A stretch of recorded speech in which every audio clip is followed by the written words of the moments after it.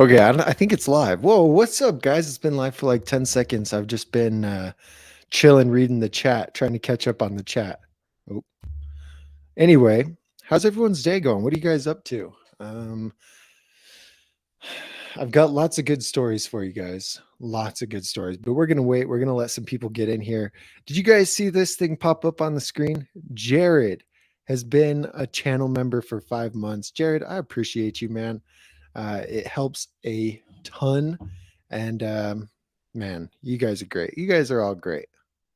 Look, 5 months of membership. Can you guys hear me okay? I know last time you couldn't hear me. And can you see me? You know, all that good stuff. Anyway, what are you guys up to? What are your plans for the weekend? It's officially, I mean, it's not officially, it's practically summer. You know, you should be out riding your bike this weekend. I remember in the streams 6 months ago, 7 months ago, everyone was like, oh, I can't ride today because it's too cold. You don't have any excuses except for you Australian guys. Chief and Kirk, you guys have an excuse, but no one else. You guys, no excuses. If you're in America, it's a good temperature to be out riding. So that's my 2 cents for you. No excuses. I mean, you know what? I lied. If you're in Phoenix or something where it's like 120 degrees, maybe only ride when it's not that hot, but still, no excuses. All right. Anyway, should I tell you guys some stories, or let's go through and shout out. Let's shout out some of the homies. So some of you guys who were in here first. Masao. He's been in the channel for a hot minute, and he broke his back recently, is what I remember hearing. But he got his first kiss on the 4th of July. So that is a big W. You know, that's a win, man. That's a win. First kiss on the 4th of July, I guess. Uh, that's crazy. You guys, some of you guys are just babies. You guys are so young. It's crazy. Um, User 9000 is here. And I think I saw, where did I see you? Denden's comment section. Do you follow Denden BMX? When I was in Albuquerque, I hit up Denny and I was all, yo, let's ride, come ride the jam. He's all, maybe I might be able to later, right? So this is look, I'm gonna show you our messages. I'm gonna show you because I'm upset. I'm not really upset, but user 90, does anyone else watch Denden BMX? Watches YouTube? He doesn't always do BMX, like some of it is knife stuff. And anyway, can you see? So this is our messages. I said, yo, oh, you ride BMX at the jam today? Question mark. He said, what time do it start? I said 1. I said, Kevin am I are headed there with Hunter right now. Denden said, I may be able to head over after like 3 if it's still going. And then at like 3:30, he posted a video on Facebook of a knife review, and so I angry reacted. You know how you can angry react to stuff on Facebook? I angry react, and I hope he knew why. I hope he knew why I angry react. Skate for Life is here. What's up, Skate for Life? Kirk is in Australia, and Kirk made it on the live stream, even though he missed the last 2. Kirk, I know it's super early for you, man. No pressure. You're all good. You can always rewatch it, but we do appreciate having you in here. Your input is always great. You know, it's always great to have your input. We got 24 North in here, our homie on the Kink Whip XL. Reed, what's up, Reed? Reed, are you new here? Guys, is Reed new here? Reed, let me know if you're new here, because if you are, we've got to say welcome, but I can't remember. Got the homie Jared, as always. We got Chief in here, and David Dennis. What's up, David? All right, cool. I think that's about it. Luis. All right. You guys are the first one. Oh, and Beckham, the OGs. All you guys have been in like every single live stream. I appreciate you guys. So you know how it works, right? We're going to drink the bang, start the day off with the bang in the morning, and answer some questions. So if you guys have some pressing BMX questions, you're shopping for a bike, you're confused about trying a trick, you're mad at BMX, I don't know. But just pretend that I'm Logan Martin for the day, and you can ask me anything you want. Now, I'm not as good as Logan Martin, but, you know, let's just pretend. All right, let's just pretend. Anyway, throw your questions in, guys. I'm going to look at the poll that I did. So I asked you, what's better, Colt, We the People, Fit, or Sunday? And We the People actually won. That is crazy. So Colt got 25%, We the People got 33%, Fit got 15%, and Sunday got 27%. There's a close one between Sunday and We the People, but We the People won. Okay, cool. All right, story time, right? Should we do a story time? We're going to do story time. This last weekend, we went up to Albuquerque. Kevin, the homie from El Paso, and I just drove to Albuquerque for the long weekend, and we met Hunter. Okay, Kevin already knows Hunter. I don't know Hunter, Mr. Havanor. And I've seen some clips of people staying with him whenever they go through Albuquerque, like Dakota Brat and Nick Zoo, and those guys went through a few months ago, and they were hanging out in his warehouse until like late. They slept in the warehouse. He has a warehouse next to his house, and on the top floor of the warehouse is like box jumps, or not box jumps. No. Boxes, rails, ledges, all that stuff in there, and it's all mixed together. So you can just have a banger session inside this place. It was so much fun, and I learned a handful of tricks. So we went all the way up there to Albuquerque. We got there not super late, probably at like 6 or 7. Then we went to Los Altos and we rode some bikes. And then we oh shoot, I deleted everything already. Let's see if I can pull up a clip for you guys just because. But anyway, we rode until very late. Until Altos closed, and we went to Hunter's house and we rode in the warehouse until very, very late. And it was a ton of fun. Like, I just can't even express how much fun I had over there. It was crazy. It was just crazy. I don't know if it's going to let me show this on my screen. What is this clip? Oh, I tried crooked grinds. I'm not very good at it. But hold on. I have one cool clip. I'll show only you guys. I don't want to show anybody else. Secret clip. Hold on. Hey, I was wearing the same shirt I am right now.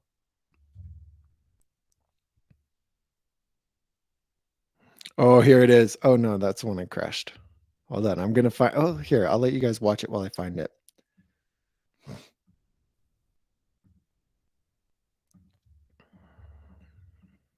I think if I share this screen, hello. Oh, maybe it won't let me. Bro, I'm going to be upset.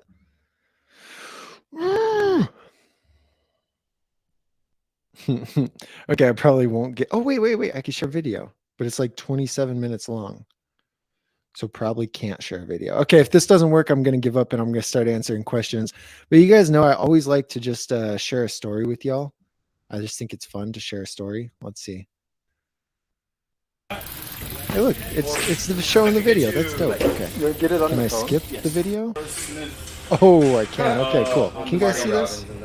Hold on, we're going to change the view to this. So this is in the warehouse. This is crazy. Lots of stuff here. And I'm working on a trick. I'm working on a wall plant to fakie deal. Oh, this is after I landed it. Hold on. This is after this. Right after I landed it. Right after. Oh.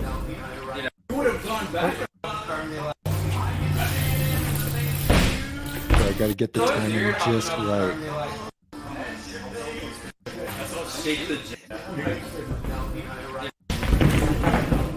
No, that's the one I didn't land.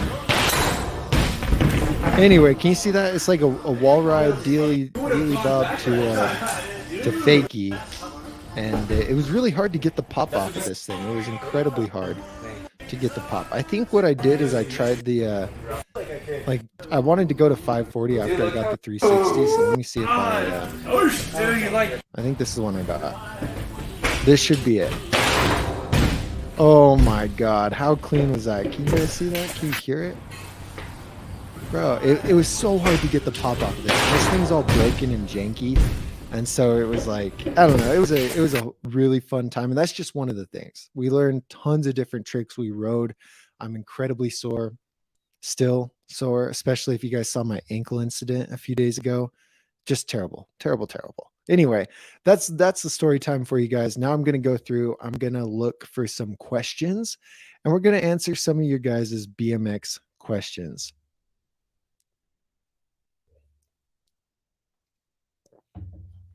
Oh, okay. Yeah, Jared. Wait, what did Jared say? Go check your messenger. We found your truck to Jared, what are you saying? Anyway, Jared messaged me on Messenger and he said, let me look. Here's one for you to work on. Here's one for you to work on next week. Can you guys see this? This is Feast. I can already tell that this is a Feast clip. There is no way in hell I'm doing anything that was done at Feast on this half pipe. No way. You guys are goofy. Yeah, right, bro. Yeah, right. I'm gonna put it up on the screen so you guys can watch it. I saw that when they posted it. Blew my mind. Absolutely blew my mind. No way. No way. For 10, Jared sending me $10 and he's all, yeah, do this trick. Jared, thanks for the $10, man. I appreciate it. That is gonna buy me some lunch. But I will not be doing that trick this week. There's no way. You guys want to see the trick? All right, we're going to show you the trick. This is the trick that Jared thinks that I should land for this week's trick. Every week we pick a trick to do, and this is not happening. There's no way it's happening. But if you guys want to see it happen, hit the like button, and maybe I'll do. I'm just kidding. Anyway, look at this: flip whip, foot jam, foot jam, foot jam, foot jam, foot jam, foot jam, foot jam, foot jam, 360 foot jam, foot jam, foot jam, foot jam, foot jam, foot jam, down whip.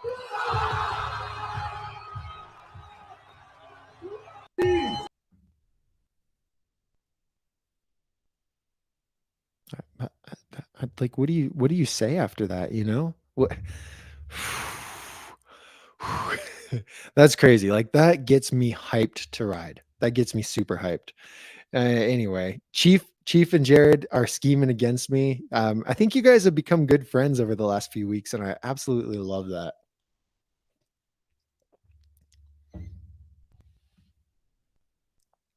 Absolutely crazy. Man, I keep watching that clip. I'm tripping out. I am tripping out.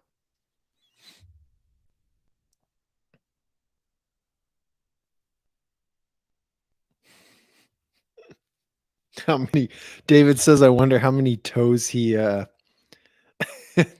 broke in his on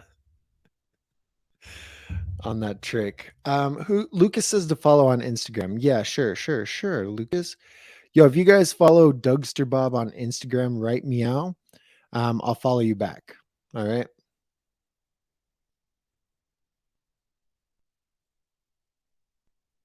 All right. Follow Dougster Bob, right meow. I'll follow you back. Oh, Pierce, are you in here, Pierce? All right, I'll follow you back, Pierce. Oh wait, no, that was 2 hours ago. Never mind, Pierce. I will not follow you back. Lucas, I can't. Lucas, you got to follow me again. Like, just unfollow me and follow me so I can find you. All right. Oh, wait. I think I found you. Oh, follow back. Bet, bro. I got you. Okay, cool. Hey, Samuel. No, Samuel, I didn't go out and ride, man. My ankle's killing me. Killing me. Absolutely killing me. But guys, Samuel's in the chat right now. And Samuel created an Instagram filter. It's really cool. I don't know if you guys have seen it. Let me try and find it real quick. Anyway, yeah. So can you see this? It puts a trick. It puts a thing on your head, and then it tells you a trick to do, and then you got to do the trick. And these are a lot of fun. Samuel created this himself, and then we're going to. I don't know. I'm thinking about a way to do a Dougster Bob filter, some kind of filter on Instagram. I don't know what it would do. Like, maybe it would be something like, "What's the perfect bike for you?" And then it would just pop up a thing that and then it picks a random bike. I don't know. That could be fun. I don't know. I don't know yet. I don't know what I'll do, but I'm thinking about it. Do you guys have any good ideas? Something to do with bike dice would be fun. Like, it rolls bike dice and then you got to do the trick. Or I don't know. Lots of different options. I have no idea what I'm going to do yet, but oh, David, let me find you, David. I'm sorry, bro. Jay Dutch. All right, we got Jay Dutch with a follow. David. Guys, I promise, like, don't be mad if I don't like anything. Bro, David, I'm already following you. Anyway, don't Don't be mad if I don't like interact with you on there. I promise I'm only on Instagram to post stuff, and that's really it. I try to spend as little time on social media as possible. Sometimes it doesn't work, but I try my best. So anyway. All right, I'm going back up, guys. We're looking through comments. I found Lucas. I found David. If you guys follow Dougster Bob on Instagram, I'll hit you guys with a follow. I'll follow you back. One day we'll be at 1 million followers, and I got something in my eye, so bear with me. Anyway, okay, let's quit talking. It's been 15 minutes. We're gonna answer some questions, and here we go. Here we go. Question time.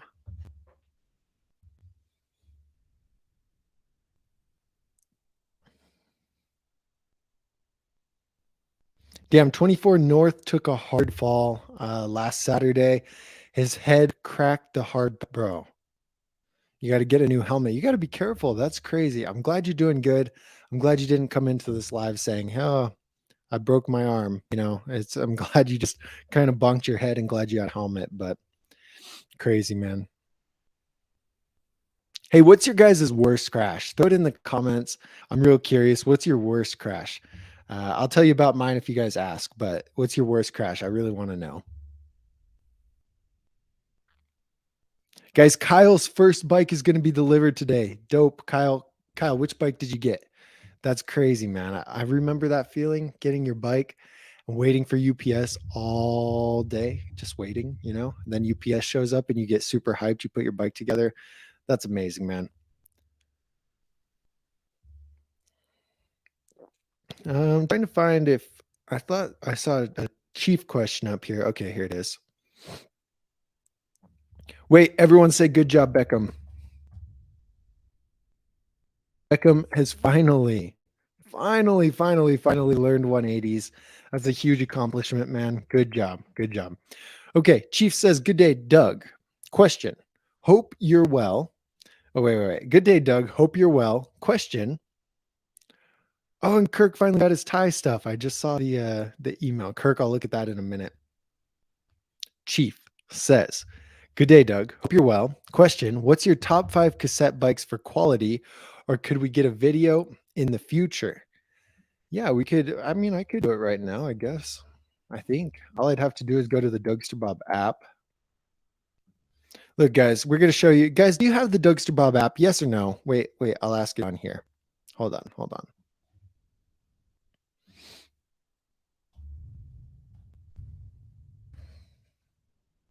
Wait. Did you review the DB app? Yes or no? All right. Did you write a review about the app? I think like 15, 20 people have altogether. It's pretty cool. But anyway, I'm going to show you guys how easy this thing is. All right. I'm going to show you how easy. It's super easy. All right. We're going to go share my screen of the Dougster Bob app. Okay. I'm going to put it up on the stream. All right. This is how easy it is. I think maybe I'm going to look like a jackass and it's not actually going to be this easy. I don't know. But anyway, okay. So here's all the bikes that I've ever put on the Dougster Bob app. We want to know about cassette. So we're going to filter it by drive type. Okay. Only cassette bikes. Done. So now all of these bikes are cassette bikes. All these bikes that showed up have cassette. That get rid of all the bikes with a free coaster. And now we're going to add one more filter by going to the search bar and the filter. And we're going to filter it by quality. Let's say they need a minimum quality of 8. I don't know how many that'll pull up, but let's look. Okay, so bikes with a cassette with a quality of at least 8. The Colony Sweet Tooth is a 9 quality score with a cassette. The Soundwave is a 10 with a quality score of 10. The We the People Revolver has a cassette. It's a quality score of 9.4. The We the People Envy is a 9.8 with a cassette. The Envy Carbonic, and we already said the Revolver. So there we go. Envy, Revolver, Soundwave, and Sweet Tooth. If we want to actually find 5, we'll just modify this and say the minimum needs to be like, I don't know, 7.5 and see if that adds any more. But then that added the Novus. So we got the number 5 would be the Sabrosa Novus. Number 4 would be the Sweet Tooth. Number 3 would be the Revolver. Number 4 would be the Envy. And number 5 would be the Soundwave. Simple. See how simple that was? 5 bikes, quality, cassette, boom. The app is like so helpful. And it cost me like $50 a month just to have it for you guys to use. So please use the app. I'm paying $500+ a year just to have it. And like, I don't charge for it. You know what I mean? So please use the app. Anyway, that's how easy it is. Those are the top 5 cassette BMX bikes by quality. Good question, Chief. Thank you. Thanks for letting me show off the app.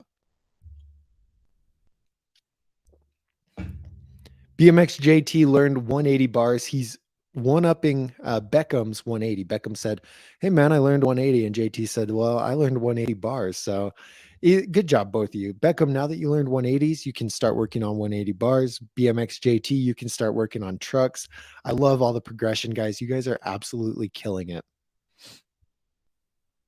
Philip says hello. What's up, Philip? How you doing, man? Jay, don't even worry about it, man. It as long as you show up, as long as you're here, it's all good. You know, it is all good. Did any more of you guys follow me? Vert, we're gonna follow Vert back. Lewis, what's up, Lewis?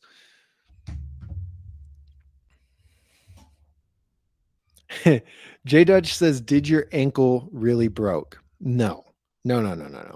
Um, so anyway, the ankle did a big McTwisty, but it actually didn't hurt very bad. It hurt in the moment for sure. And then like I was walking on it and it doesn't hurt that bad. What hurts more is my other ankle. So what I was trying, it was a rail ride bar. And then I was like, you know what? I'm just going to rail ride whip. And I slipped off the rail. Let me see if you guys can see this. I don't know. This it's a rail, and so it's real small. Oh, look, little homie. This little homie's like, I watch your YouTube, and then he comes up. He talks to me a lot. He follows me around at the skate park. Little homie watches the YouTube. Thanks, man.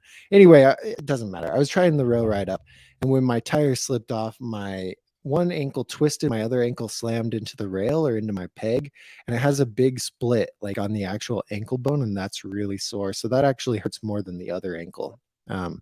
So Reed says he is new. So everyone, we got to say welcome to Reed. Welcome, Reed. Everyone say right now, welcome, Reed. I don't know. There's 4 E's. There's 4 E's in Reed's name.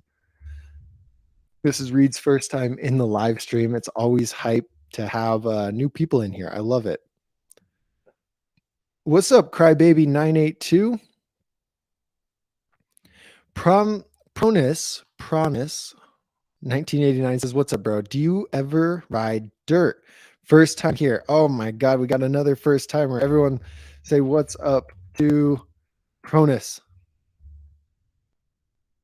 I love all these new people being in here. It's so dope to me to have you guys coming in here, asking your questions, being a part of the community.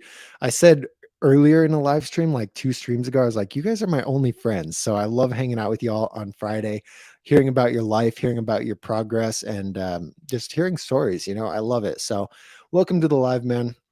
Yes, I ride dirt any chance I can, but I don't have any around me. I don't have dirt anywhere near me.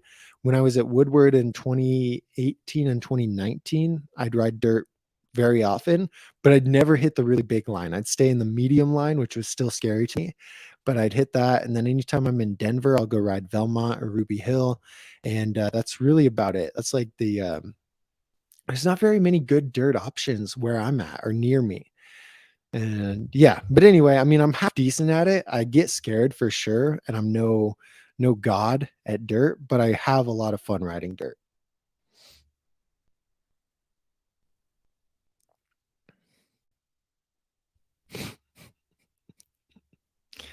Luis just started riding again after 2 months. He had a flat tire and he was too lazy to change his tire. Luis, and now he can't fakie. Dude, changing a tire takes like 15 seconds. That's a terrible excuse for one. But for two, that's happened to me too. Like if I don't ride for a while, if I take a break for a while, especially after I just learned a trick, that trick goes away. And I think it's something about when you learn a new trick, you really got to put in the effort to keep trying it and to keep like pound that muscle memory in your head so that you can take a break and come back to it. A lot of it really is building muscle memory. You want to be able to do these tricks without even thinking about it.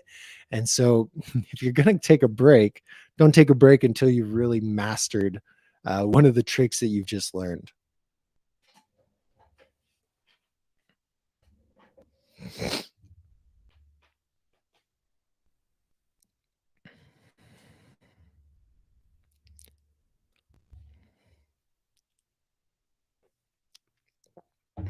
Yo, Lucas, happy birthday, man. Happy birthday. That's sick. You just turned 16. Is that what you're saying? Just turned 16. Dope. Hey, Caden, how you doing, Caden? How's the custom bike build? How did that turn out? What do you think about it?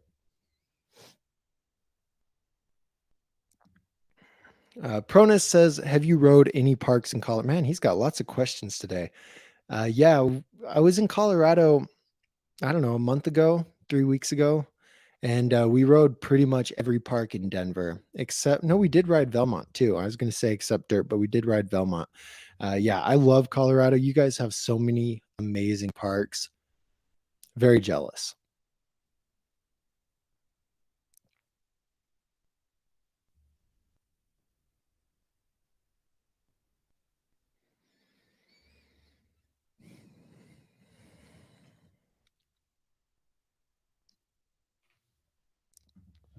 Nate, this is a good question. Nate says, question, do you think that now BMX is an Olympic sport, we will get more skate parks and or programs through school?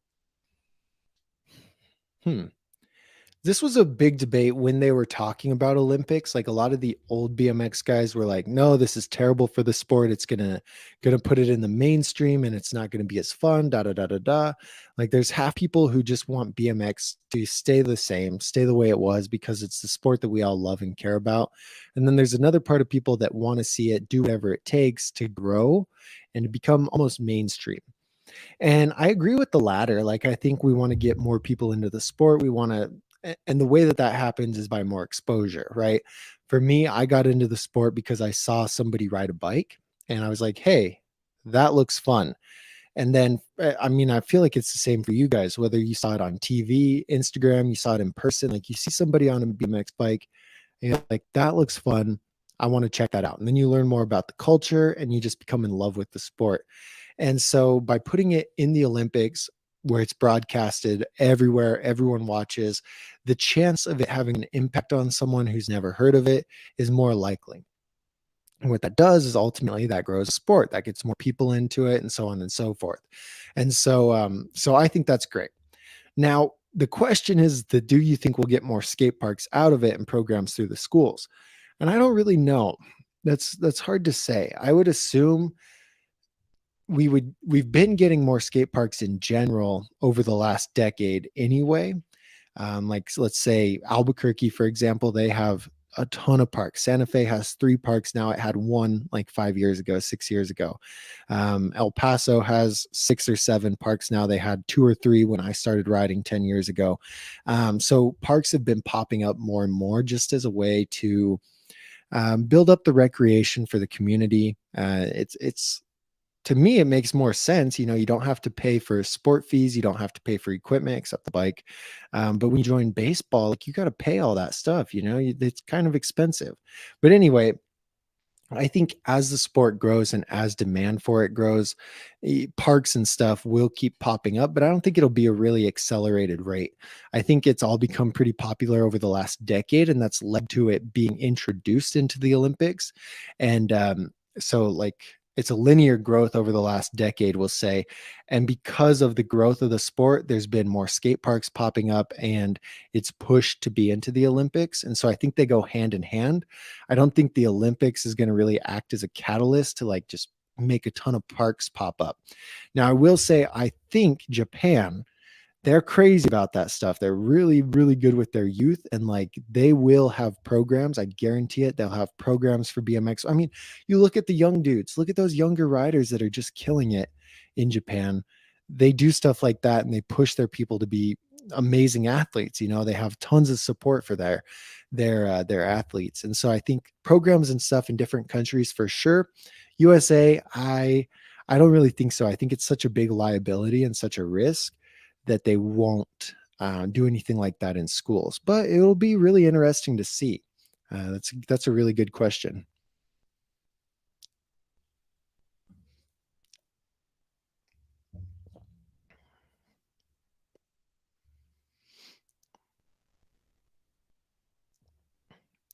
24 North says, what would be a good hub or driver that can handle a lot of very high load and torque? I'd say, if you're feeling crazy, the Profile Elite is essentially designed for that. It's designed for lots of pressure because racers are cranking on it all the time, and they have tons of torque. I would say probably something like the Profile Elite.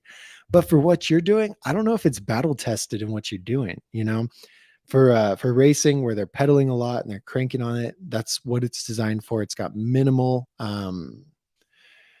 a ton of points of engagement, which gives it minimal slack, and that thing can rip. But when you're going downhill and uphill and really slow torque loads on it, I don't know. I would say it's good, but I'm not 100% sure. I'd check out the Elite, maybe message them, say, hey, this is what I do. I'm looking at riding this, and see what they say. Maybe they'll be like, this is perfect, but I'm not really sure. But I know it's designed for the racing side of things. So I feel like racing kind of correlates to what you're doing, minus all the uphill pedaling.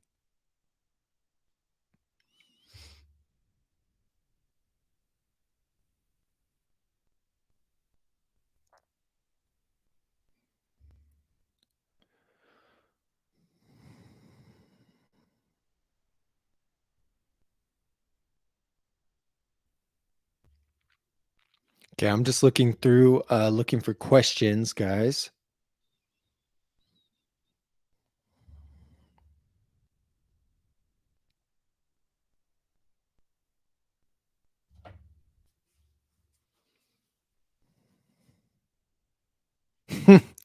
Chief says next week, trick of the week, Ryan Williams big air. Yeah, you guys send me our Willie doing that goofy fronty flare. No, no, no, no, no, no.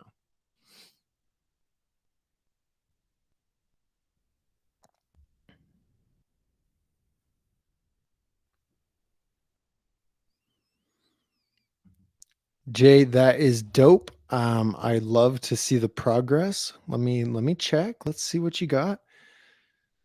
You sent it to which account? I don't check the message requests on Instagram like ever, just because I get too many of them, and then I like when people send me an email, because it's just a lot easier to to reply to emails than all the like. Look at all these messages, and these are all like, there's just so many. And that's just the Dougster Bob account. They don't even follow me, man. People just message me for help, and then they don't even follow me. And I'm like, hey, hey, hey, hey, hey, hey, hey, hey, hey. Not fair. But anyway, man, I'll try and look for it. I don't see it, but I'll try and look for it.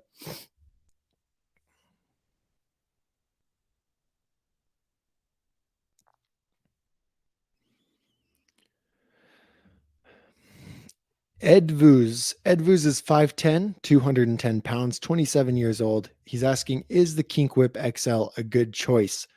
Yes. The Kink Whip XL will be a good bike for you. Ideally, you're a little bit taller for it, but at 5'10", riding the 21 won't be an issue. The quality of the whip is going to be okay for 210 pounds. And yeah, the only thing with it is it's a little bit heavier.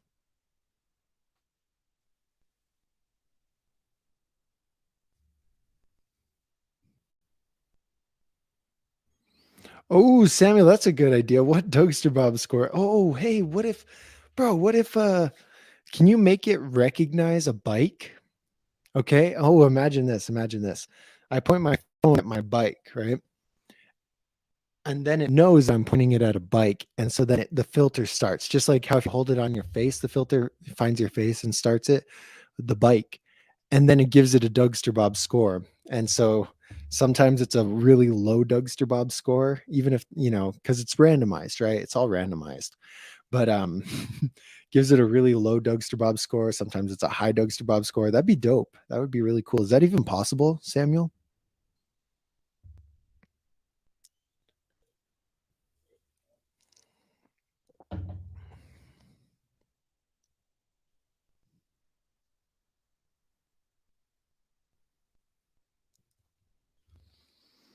Okay, let's look at Kirk's uh, um, titanium thing. So did you okay, Kirk says I finally paid for my titanium frame, forks, and spokes this week.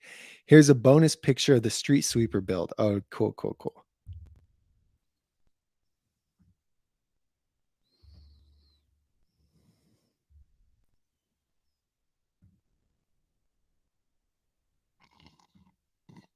Kirk, did you do these CAD drawings?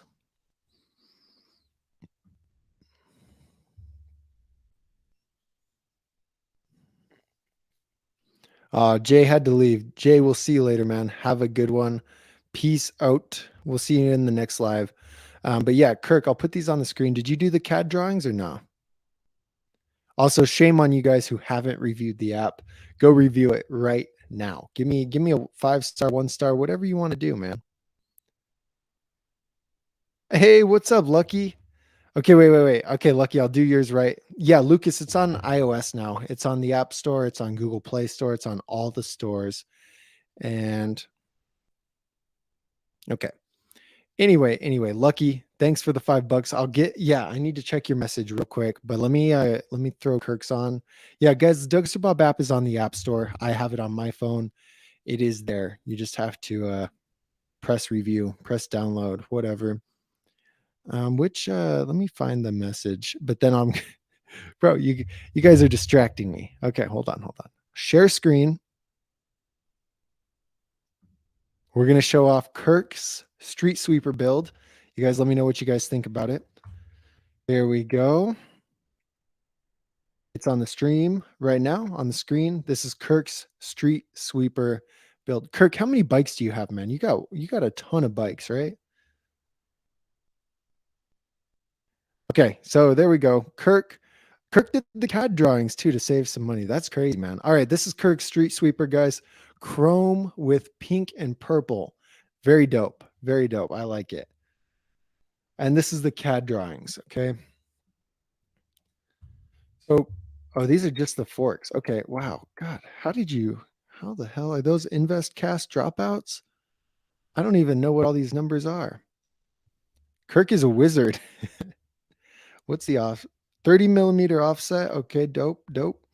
What's the steer tube length? 170 millimeter. Okay. Man, that's wild. All right. Let me look at the frame drawings too. So this is the titanium frame.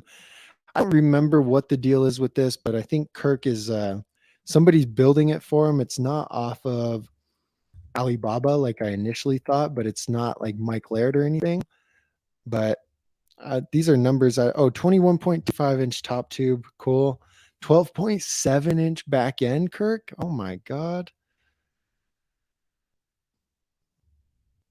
Man, this is cool, man. This is really cool. 75.25-degree head tube angle. This is awesome. Very well done. I'm so hyped to see how it turns out once you finally have the bike. So hyped. Okay, Lucky. I'm gonna look at Lucky's message because I think we were talking about doing a giveaway. Lucky had some extra parts, and okay, here we go. Lucky had some extra parts, and he's gonna send them either to me or to you guys to do a giveaway, and we want to figure out how that works.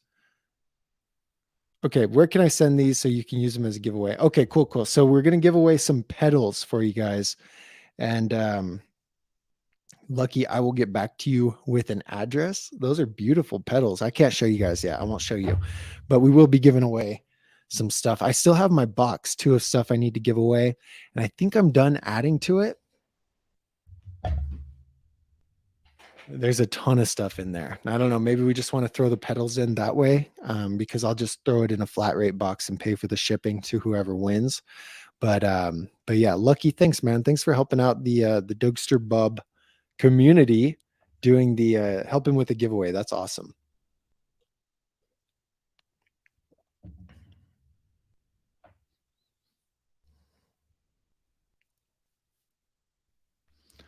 Oh, this is David's worst crash. Back in the 90s in Austin at the dirt jumps, I over rotated a backflip and attempt. Oh, wait. Damn, I was reading it so good I messed it up. Back in the 90s. Wait. Hold on. This is how, guys, this is how I film videos too. It's like 25. I say the intro 600 times and I'm just like, back in the 90s at Austin on the dirt jumps, over rotated on a backflip attempt and landed square on my back. Dude, that's tough. I'm just like imagining it in my head and just a spinal over the landing. That's brutal. Glad you're okay though, David. Glad you are okay.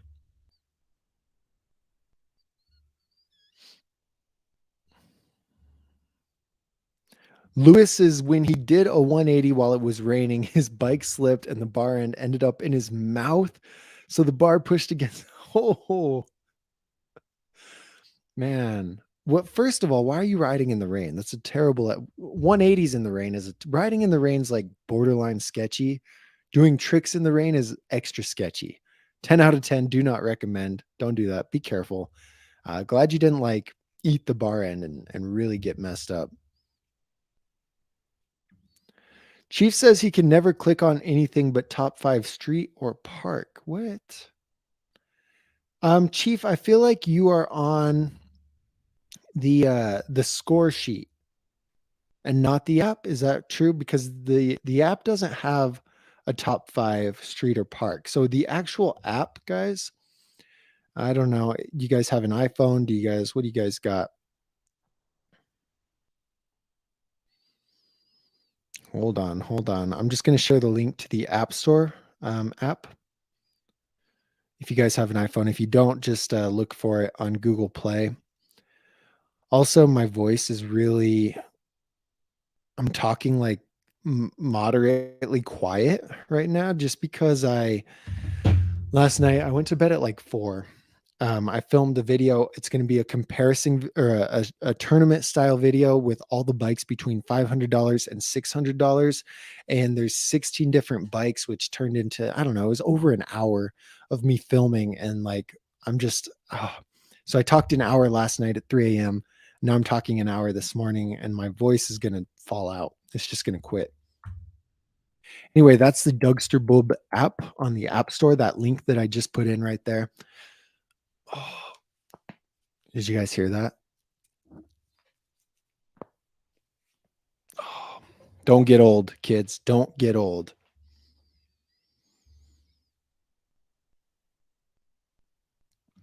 Skate for Life says, Doug, I don't skate anymore. I bike. What should I name my YouTube channel? BMX for Life, exclamation mark, just like that. Just switch the skate with BMX or whatever your real name is. I don't know what your real name is, but if you put like, if your name is Aiden, for example, you could do Aidenster Bob. It'd be like Dougster Bob, but Aidenster Bob. Or if your name's Joshster Bob, I think that's I'm a little biased. I think that's a great idea. Kirk's worst injury was he broke his wrist twice and his collarbone in 2 places when he was younger, spread across 3 different crashes. Everyone seems to have broken their foot, ankle, or leg recently. I know 3 different crashes. Oh, 3 different people, including Doug. Damn, that's brutal. Yeah, I just did an ankle twisty. Mine's not too bad. I really did mess the left one up like a few months ago, and it still bothers me if I land a little bit funny. But luckily, that McTwisty wasn't too bad.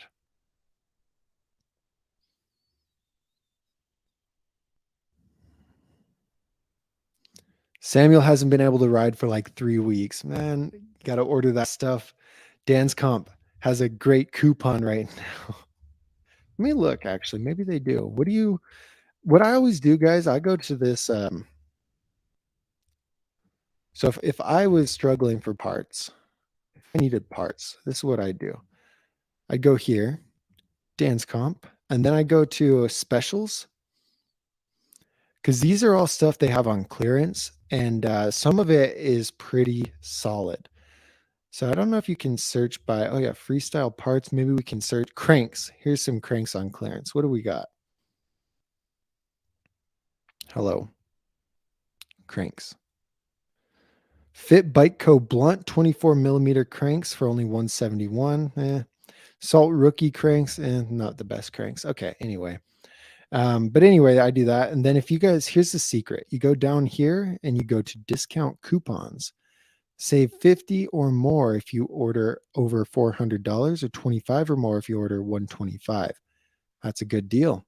That is a good deal if I ever heard one, Samuel.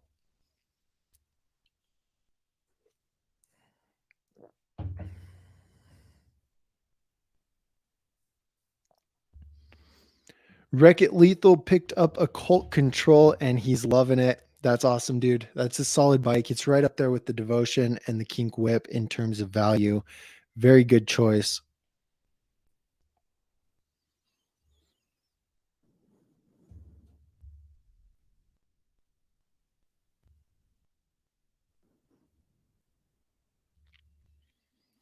Jared, crazy story. Jared's talking about the Trust, which is the bike that Jared has. Jared has the Trust. I think Chief is considering the Trust. But when I look at, like, I just scripted out a video for the top 5 street specific bikes. The We the People Trust is number 5, the Free Coaster version. In the dirt specific, the We the People Trust made it on the list, I think. And the quality, oh my God, I'm going to sneeze.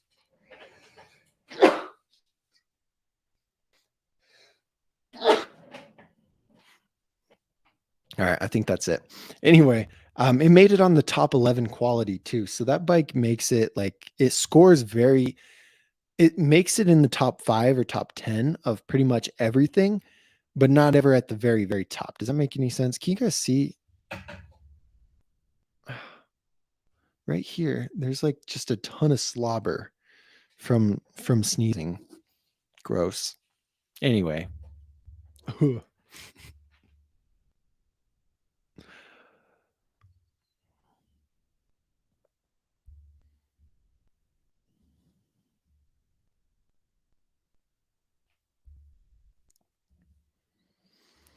Reed says, how long do you normally stay live for?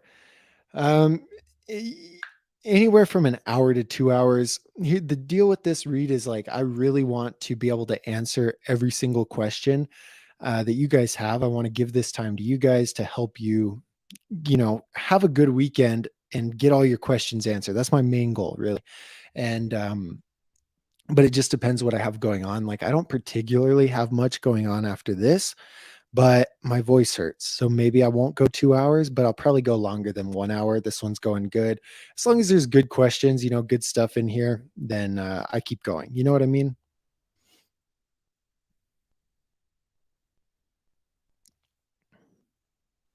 Scott is also new here. Guys, we gotta everyone say welcome to Scott. Scott, thanks for coming to hang out. I hope I didn't miss your question. For all of you guys who are new, like, I will get to your question. The sooner you get here and the sooner you put in your question, the sooner I answer it, obviously. And sometimes I miss the questions because I have to leave it at 1 hour. And so I don't answer all of them, but I try my best and I will get to your question eventually. So the best thing to do is to type in your question and then just wait, hang out, because like, I'm answering the first 10 questions when you're asking question number 50. Does that make any sense? And then I keep moving down. And so eventually I get to it. You just got to be patient. But anyway, Scott says, what do you think about the Fly Bikes Omega Completes? He is new here also. So I don't have any reviews on the Fly Bikes particularly, but I do have them put into the Dougster Bob app.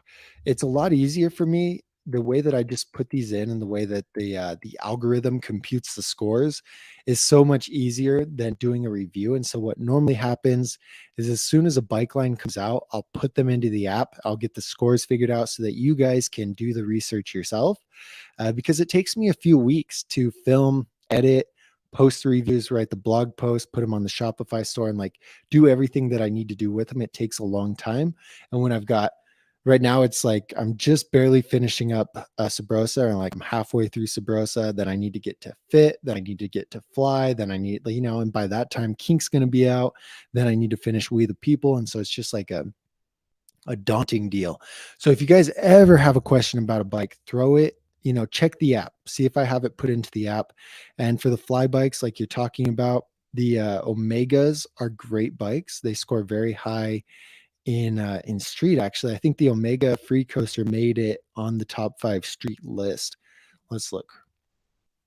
Yeah, so it scores a 8.67 in street, a 5.64 in dirt, a 5.38 in park. It's got a 7.2 quality, which is better than the Kink Whip. The Kink Whip is like a 6.9 quality, but it has a pretty high price tag, so the value score is only 6.37. Again, it's not terrible, but it's not super incredible value. It's a fairly light bike, and there's no weight limit on it. 4 pegs, 4 hub guards, and yeah, solid bike. And I don't know where this is going to take you, but anyway, you have a question about them, check out the app. I think the fly bikes are great, but oh my God. I think the fly bikes are really good. The only issue that I have with them is that some of them are slightly overpriced. So like when you look at it, there's the Neutron and the Electron, which are lower quality than the Proton. So this bike, the Neutron or the Electron, very overpriced for the quality. The Neutron or the other one, very overpriced for the quality. The Proton is pretty fair. It's a fair price for the quality you get. And then all of these other bikes above it, the Scion, the Omega, those bikes are good value. They're not the best value, but they are good value. They come with good quality. They come with stuff that you need, and a lot of them are specific for one type of riding. So I do really like the fly bikes. I just haven't reviewed them in a while since they get pushed behind because they're not readily available here in the US. They're really easy to find in Europe for you guys who are in Europe. But for us here in the US, nobody really carries them, and the only way to get them is through Fly. So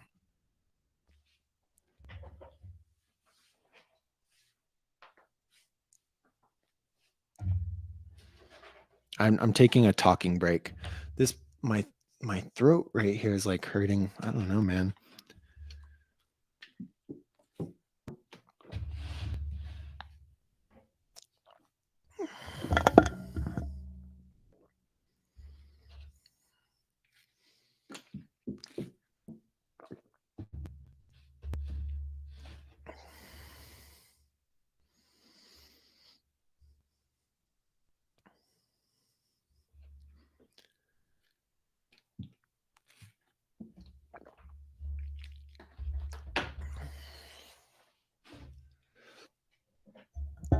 All right. Those of you guys who just joined, you just had to sit there and watch me drink water for a minute. I'm sorry. Anyway, Adam says, "Hey man, hope you're good. Pegs, plastic or metal?" I'm curious, what do you guys think? Do you guys ride plastic or do you ride metal? Throw it in the comments. I'm really curious to see. Actually, I should make this a poll. That's what I'll do.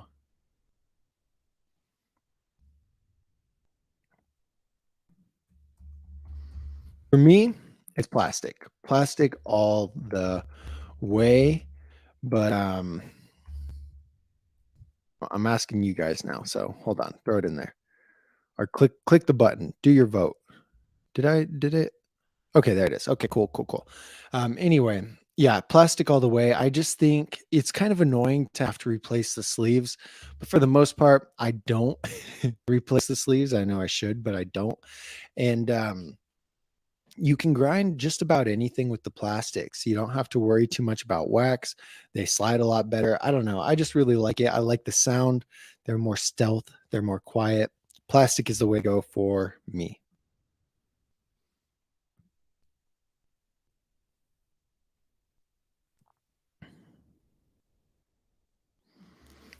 Hector says, "Here's one. All of a sudden, when I tighten my rear nuts, my rear hub nuts, it keeps moving and tightening my chain, tensioning the chain.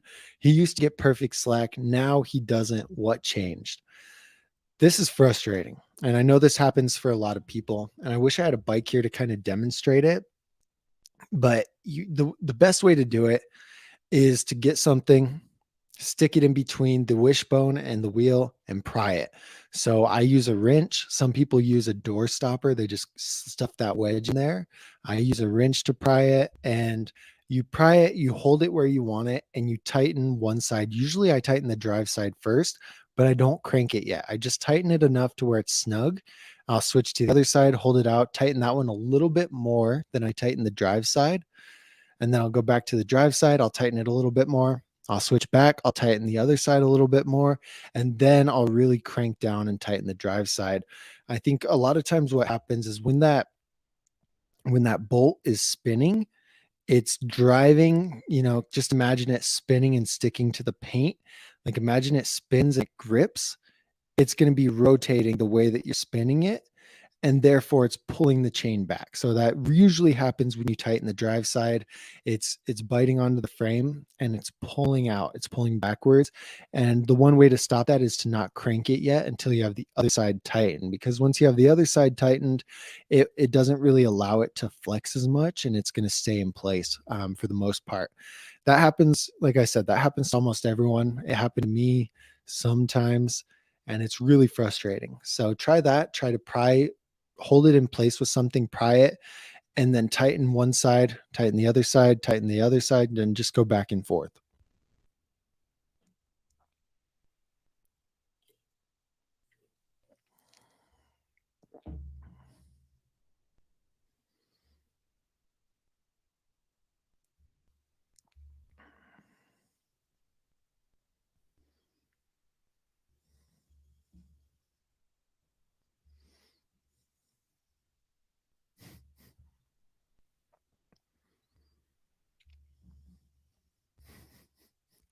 I'm just reading through here, guys. I'm looking at comments, looking for some questions, and yeah, when I find one, I'll stop and I'll answer it.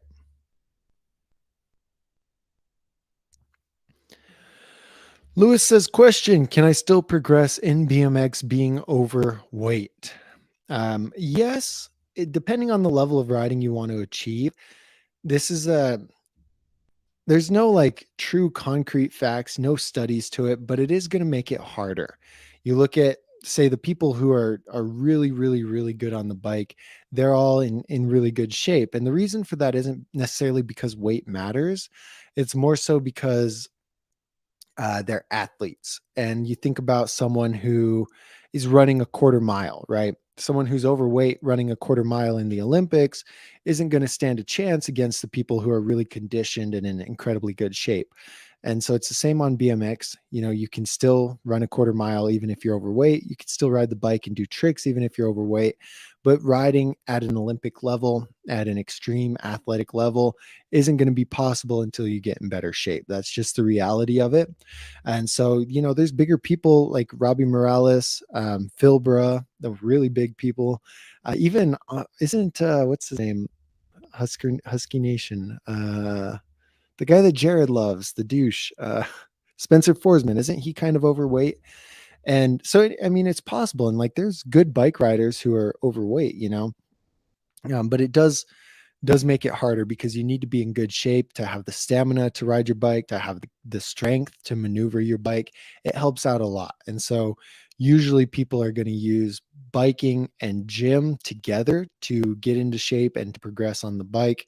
Just using the bike to lose weight is possible, but it'll really amplify it if you're putting in the effort in the gym also outside of the bike, and then the two come together and you're really better. But yeah, no, it's still possible. It's just going to be harder, and you probably won't be able to achieve an Olympic level of riding. Like, not many people can. I'm in decent shape.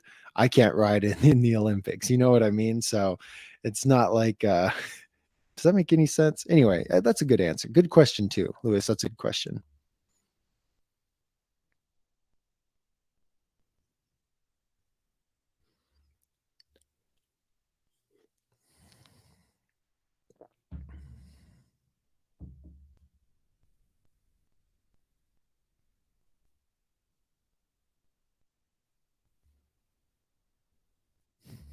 The preacher says, What's your favorite marijuana strain? Dude, I've never smoked. I've never smoked weed. Yeah, dude, I've never done any drugs. I've got drunk one time in my life when I was like 23, I think, or 22. It's just not for me, you know? Not for me. I think everyone needs some kind of external stimulant, you know, to escape reality and to be happy and come to peace with their life. And I've always tried to engineer my life in a way that I never needed that. Like if my reality that I'm living in is so bad that I feel like I need to use drugs or alcohol to escape it, then I've done a poor job engineering my life. And so it's like, I don't know, I'm always in the pursuit of happiness and engineering my life in that direction. So I don't need any kind of stimulants to enjoy it. And so yeah, I've never felt the need to. But you know, I'm not against it. There's lots of people that do it, that need it, that do it because whatever. And I don't think it's necessarily bad. I think alcohol's worse. I think it's one of the worst things, especially compared to weed. But you know, that's just my take on it. It's not my thing. Not my thing.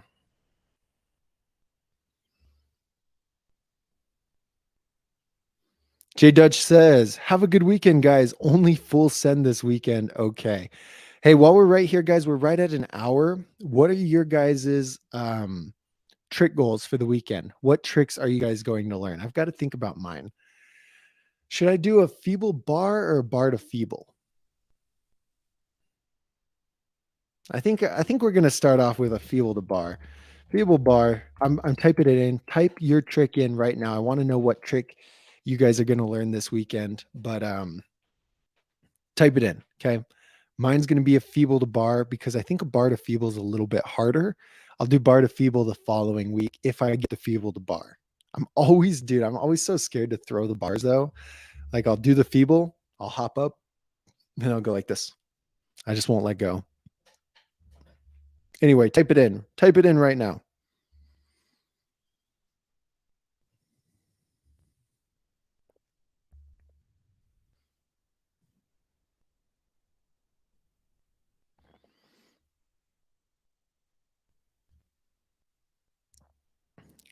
Custom titanium frame, forks, and spokes for 2,800 Australian dollars. I feel like that's not, yeah, that's I feel like that's not a terrible deal, you know? Two, that's a lot. But you figure a titanium frame costs about 2 grand. That's kind of the number that's in my head. So 600 for the forks and 200 for the spokes sounds about par. Now that guy's been yanking you around though, so I feel like, you know, you got to be careful with that guy. I don't know if he's worth all that money, but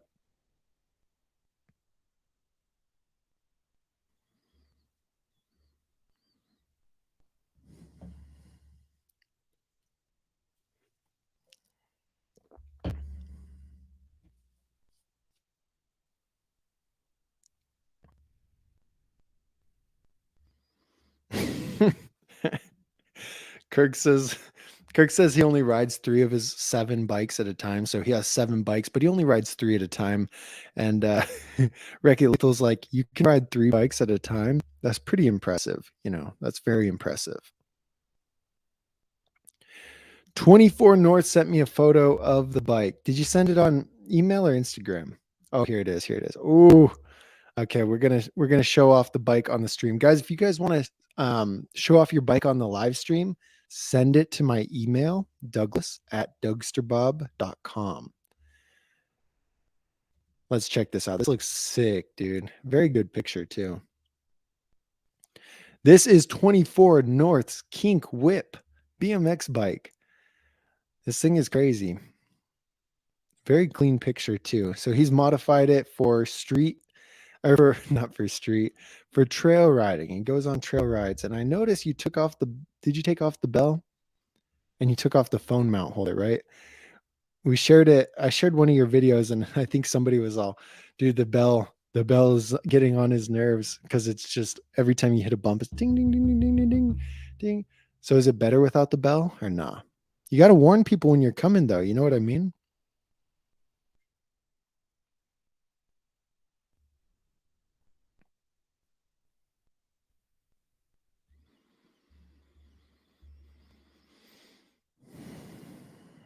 Skate for Life says, Doug, have you ever been to House Park?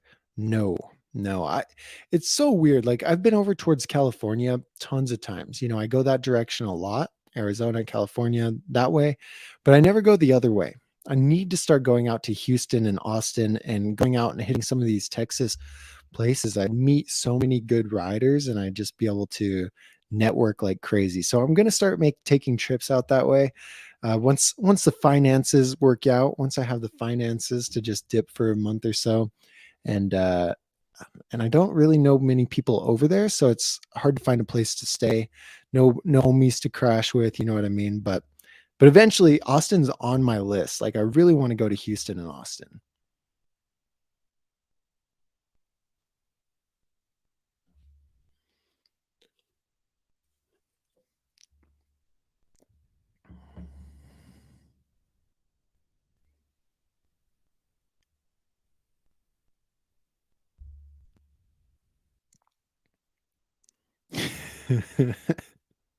The preacher, you crack me up, man. You crack me up.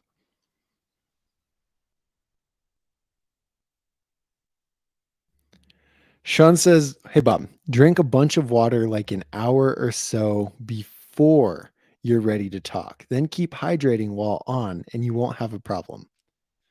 Okay, I'll try it. Usually what happens, guys, is I wake up like 10 minutes before the stream. I crawl out of bed, I shower real quick so my hair doesn't look all bedhead, and then I get on and I'm like, "Hey, welcome to the BMX questions."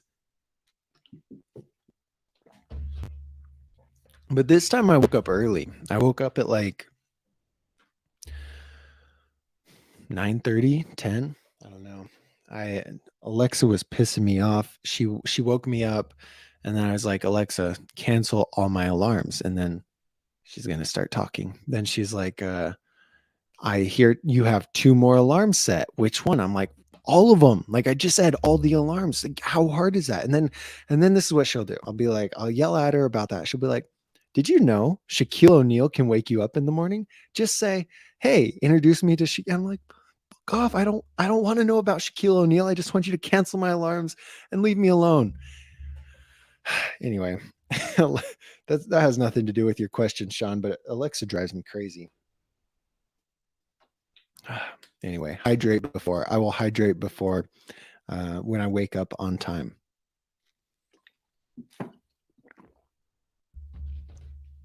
Yes. So Skate for Life's name is Lane. So it's Lanester Bob. Dude, I love it. Imagine, guys, if I ever hit 1 million followers, I'm going to be like, I'm going to I don't know, everyone's username. Somehow I'm going to convince you guys to change all your usernames to like Stir Bob at the end of it. Lucas Stir Bob, Lane Stir Bob, like everyone. That's just how it's going to go when I'm have a bunch of followers. Okay, Lucas sent a couple pictures of his bike, and Jared also sent a couple pictures of his bike. So you know what, we got to show them off. We got to show off the Dougster Bobbers bikes.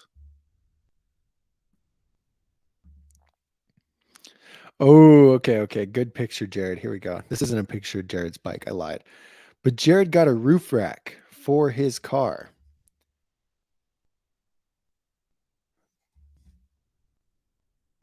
Okay, I'm going to put it on the stream right meow. But guys, check it out. These are all the stickers Jared has on here. And if we zoom in, Spencer Forsman is on Spencer Forsman right here. We good Spencer Forsman. Anyway, you know what I think about Spencer Forsman. But hey, this is a good sticker up here. Dougster Bob. I like this rollerblader one too. That's pretty cool. Anyway, these are dope. Jared, I love this rack. Nice rack, Jared. Nice rack. Hey, look, here's another Dougster Bob sticker. Yep, love it, dude. Absolutely love it. Okay, Lucas's bikes. This is Lucas's street BM. Wait, make sure it's on the screen. Okay, it is on the screen. Cool. Wait, but I'm not on this. What the? Oh, I'm on the back of the screen. That's fine. Oh well. Anyway, this is one of Lucas's bikes right here. Very beautiful. We the People handlebars, BSD frame. Lucas, your video is at 1 million views now. Oh, that's so exciting, dude. That's so exciting. Very beautiful bike. And this is his dirt jumper for jumping the dirt. Ooh, I'm not really an orange fan, but it goes really well with this chrome, this raw chrome. Man, I want a dirt jumper. When am I going to get a dirt jumper? I need to reach out.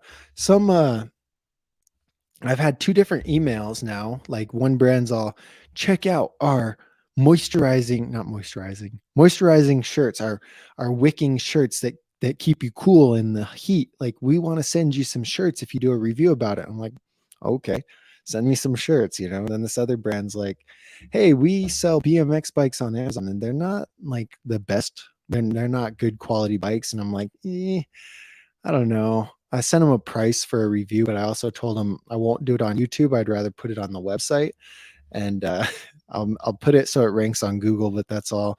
But it's crazy, you know. So one day, hopefully, somebody will be like, "Hey, we want you to ride our dirt jumper," and I'll be like, "Yes, I've been waiting for this day. I've been waiting to get a dirt jumper."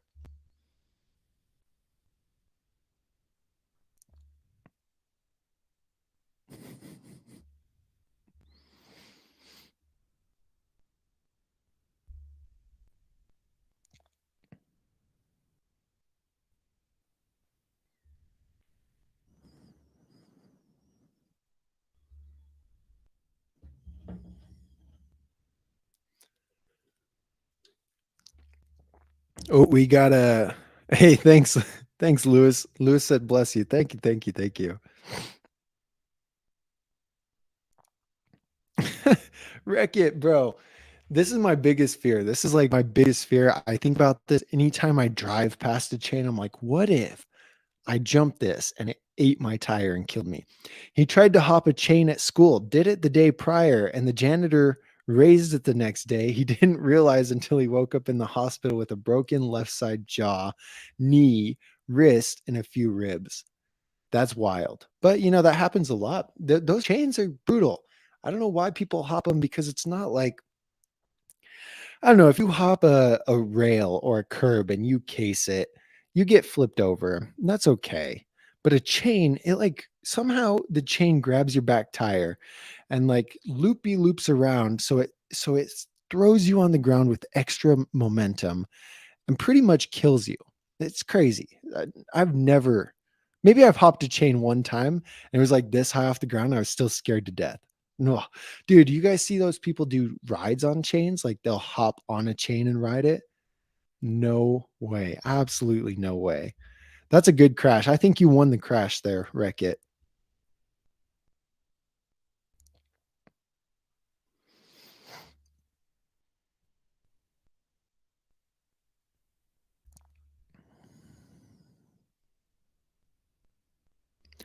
Ethan says, hey, Doug, do you recommend the Animal GLH tires for street riding? I'm gonna look at them. Really, on street riding, the thing you want is like a minimal amount of knobs. Um, you don't want a ton of knobs because you want minimal rolling resistance. And let's look at these. Let's see how they look. Yeah, these look good. They look pretty smooth. They still have grips that'll grip that will bite on the ground or grip onto the walls. They look solid. How heavy are they though?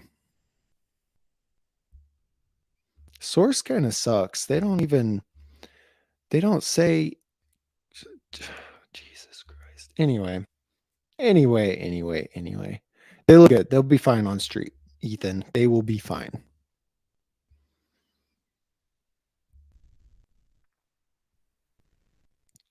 Chief ordered the We the People Trust cassette. Awesome, dude. Glad you finally got a bike. I know you've been beating your head on the wall trying to figure out which bike is right. Dope. Dope. Oh yeah, wait. Sorry, Lee. I forgot. I forgot about the bikes. Oh, Lee, okay. Lee, this looks dope.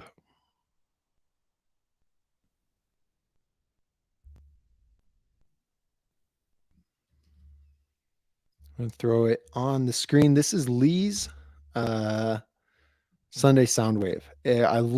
I'm biased. I love red. I love the color scheme here. I think this looks amazing. What do you guys think? Black, red, gyro, Odyssey R32s, Sunday Soundwave. I'm not sure if the seat post goes with it. I don't know if the seat post matches it. I can't tell what color it is. I don't think it does, but beautiful bike, man. Very beautiful. Next bike on the list is David Dennis. David's flexing on his bikes. God, that dark wave looks so good, David. You guys want to see this dark wave? Look at this. Look at this. It's David Dennis's bike. This Sunday dark wave. Look at this. That's the same frame I have. Honestly, I feel like his looks better than mine. I don't know. I like the gold on mine, but I really like this red more, to be completely honest. Fit forks, Sabrosa cranks. This looks good. And this is the Hoffman Wade frame over here. He built it up gold and black. Looks good, dude. Looks good. I don't know. David might win personally, just because this is the dark wave frame. David wins for me. David took home the bacon. Okay. Dope, guys. I love checking out your bikes. Thanks for sending those in to me. I think everyone else likes to see them. It gives good ideas about, what you can do to upgrade your bike and stuff like that.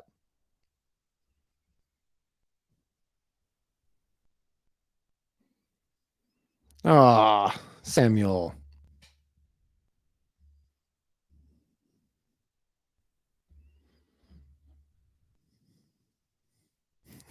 Hey, we got two Scotts in the live stream. What's up, Scott Boyer?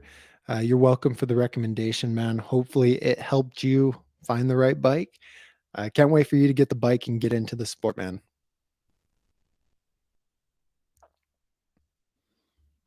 Christian from New York. What's up, dude? How you doing? Hey, what's the weather over there? Does it get super hot in the summer, or is it like usually pretty moderate?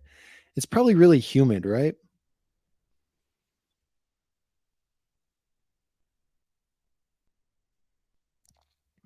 Lewis says, "Hey, I can bar spin flat and do flat 350s. So not 360s, just 350s." He doesn't have the commitment to do them fly out. Any tips to get the commitment? There's really nothing I can say to give people the commitment. You know what I mean? Like that's just something you're going to have to figure out and overcome yourself. You know what you need to do it. And so you've got to have that conversation with yourself in your head and say, "Hey, is what I need to do it." You've got to have that conversation. I can't have that conversation for you. It's something you got to do. You just got to send it and see what happens. After you send it one time, if you get hurt, if you don't get hurt, like you can reflect on it, you can see what happened and make changes based on that. But before at like actually committing to it, there's nothing you can do until you actually commit to it. So you just got to do it. Tell yourself, "Hey, I've got this on the ground. It's going to be easier fly out, I promise." So there's no reason to be scared of it.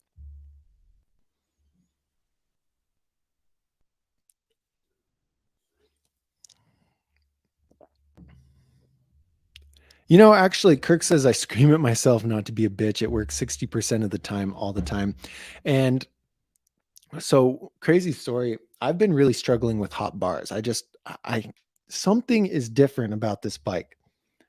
I swear, like I hate making bike excuses, but I swear to God, something's a little bit different on the bike. And the timing for the bar does not feel right. Like when I normally throw the bar, I'm still in an awkward position and it doesn't feel right. And I have to wait just a second longer to throw it than I normally do. And it's really weird because I learn it and I throw it a certain time on every single bike and it's fine. But on this one, I've got to wait a split second. That's what I ultimately had to do to figure it out. But anyway, what I was doing is I was going and I was doing a hop bar at a crack. And every time I hop and I don't throw the bar, anytime you bitch out on a trick, you're essentially programming your brain to do that. So just think about how if you do a tail whip out of fly out every time, you're building muscle memory. Every time you do that fly out, you're building the muscle memory. Now imagine every time you hop to do a bar spin, you just do a bar twist. You're building muscle memory not to do the bar. So that is the worst thing you can do. the more times you try a trick without committing to it, you're literally doing way more harm than good. You've got to actually throw it a few times. You've just got to do it, like no matter what, even if you crash. And so what I started doing to myself is if I'd hop and I'd not throw the bike, I'd go like this and just slap the hell out of my arm. And it probably took me 4 or 5 times. I'd hop, not throw the bar, slap my arm. Look, is it red yet? I smacked it hard there. Anyway, I do that, and it was like 4 or 5 times. I was like, this kind of hurts. It's gonna hurt less. Slapping my arm hurts more than falling on the bar. And so ultimately threw it, landed it, cool. Go again, hop, not throw it, slap my arm. Go again, hop, throw it. And like it was about every other time I do it. And then I got it to where I was doing them 3 in a row pretty consistently, and I didn't have to slap my arm anymore. But I was really frustrated at that point because I can do bars, I can do trucks, I can do hop trucks, like I can hop 360 bar. Why can I not throw this bar? It was driving me crazy. So you had to take out the hand and just, do the old slappy slap. And Lewis, maybe that'll work for you. I don't know.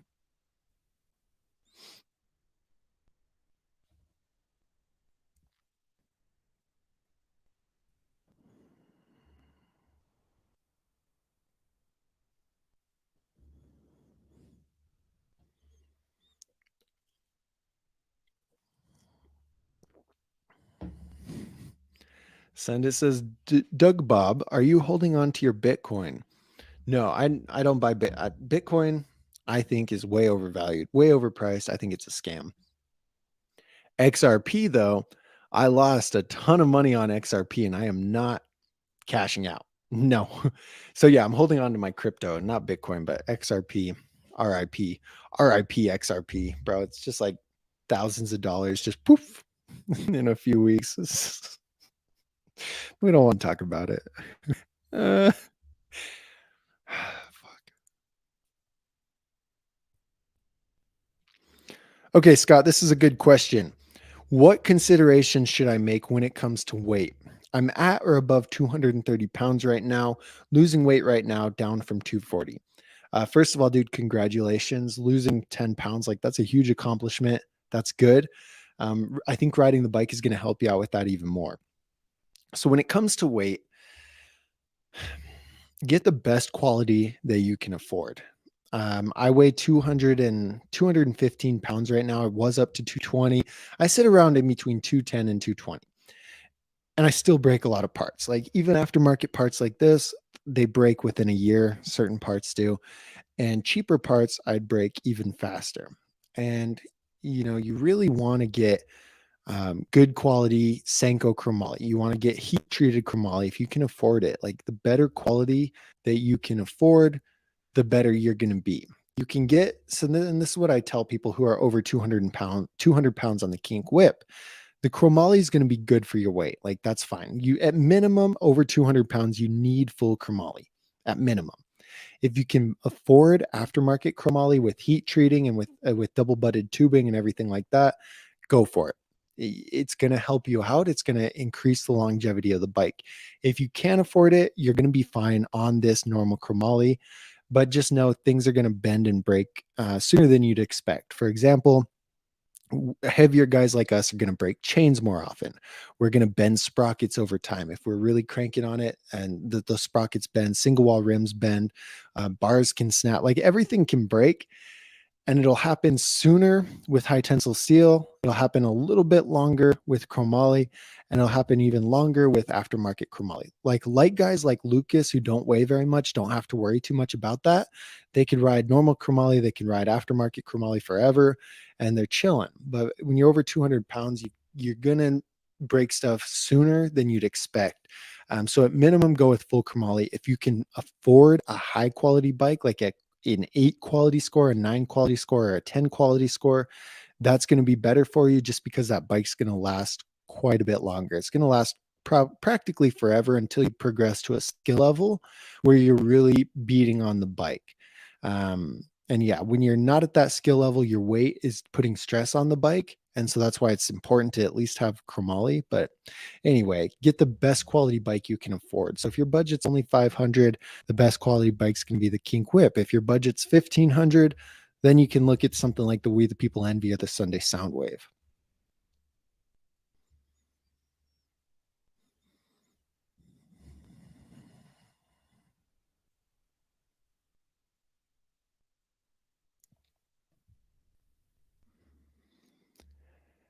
Hey, Chief, this is a good idea. I don't know why I could go on a break, I could play an edit, and I could go to the bathroom, drink some bang, recover my voice. While you guys chill. Like we could we could watch Brant Moore's videos during the live stream. Now that is a good idea, man. Good idea. We're already at an hour and a half, and we've got 600 comments. You guys are amazing.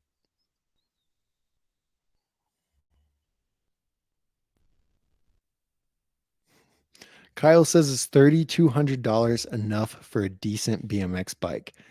Yes, yes. Kyle, you could buy the best BMX bike available and still send me like 1,500 bucks. So if you want to do that, my Cash App, I'm just kidding. But yeah, if you're talking in American dollars, definitely. Like this Sunday complete bike that I built up, everything's aftermarket. It probably cost me about 2,000. And I didn't go like I wasn't super thrifty when I was building it. Like I just bought the parts I wanted and that's that, you know.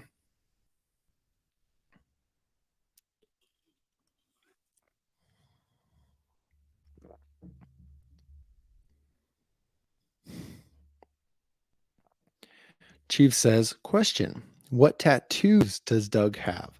So I have a bike. Can you see it? It says love with a bike there on my bicep. My brother did it for me when he was like, I don't know, 15 or 16. He bought a tattoo gun off Amazon and gave me this tattoo. I wanted to get it when we were in Vegas and I was 18. And Vegas was like, it's going to be $250. And I said, no, thank you. So my brother did it for free with a tattoo gun off Amazon. And it looks okay. And then I got this barcode recently. It looks dumb when I turn my wrist around because my skin flexes. But when I look at it this way, there, that's better.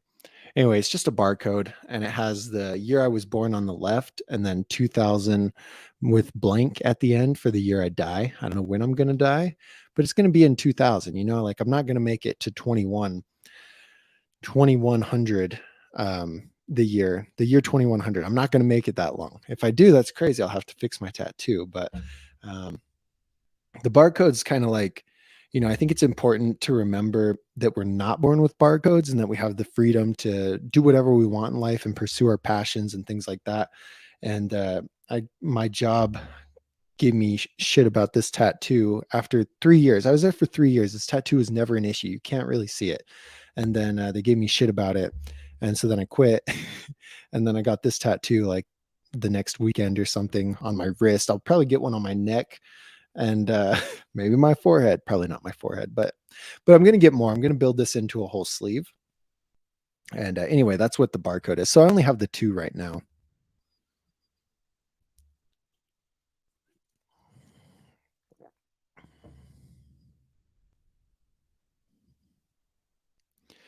Kirk, there's so many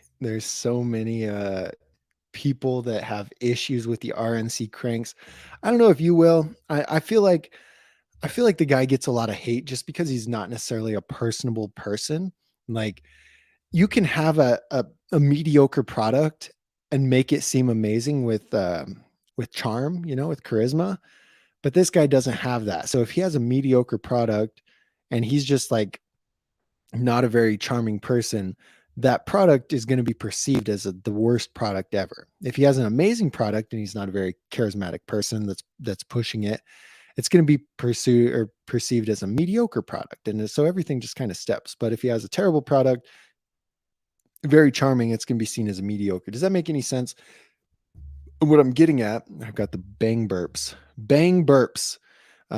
What I'm getting at is that I feel like the RNC cranks aren't as bad as everyone says, but there's a lot of hate about them. And I feel like a lot of that hate stems from the way that he interacts with people and the way that he deals with people.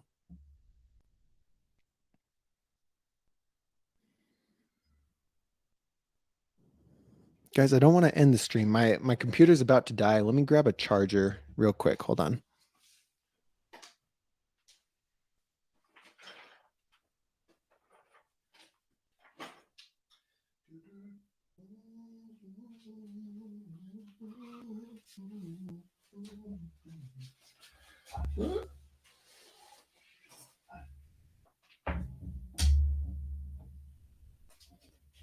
BMX.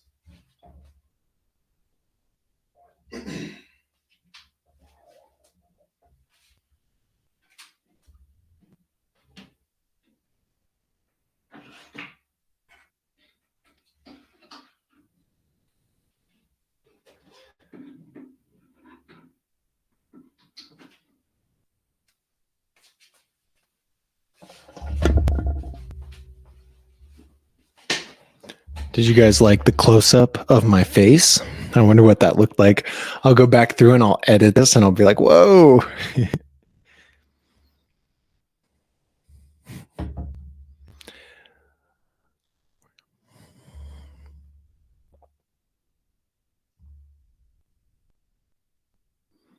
Kirk says that calling Spencer a douche is illegal in most states.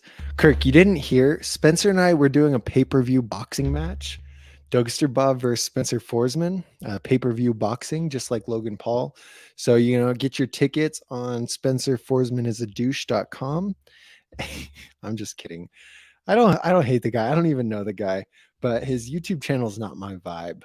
It's not my vibe. But look, I'm just a small fish in a big sea right now. I'm swimming against Spencer and Brant and Alfredo Mancuso and all those guys. Like when I'm up there at that level, maybe I'll be a little like I'll have some douchey vlogs. I don't know.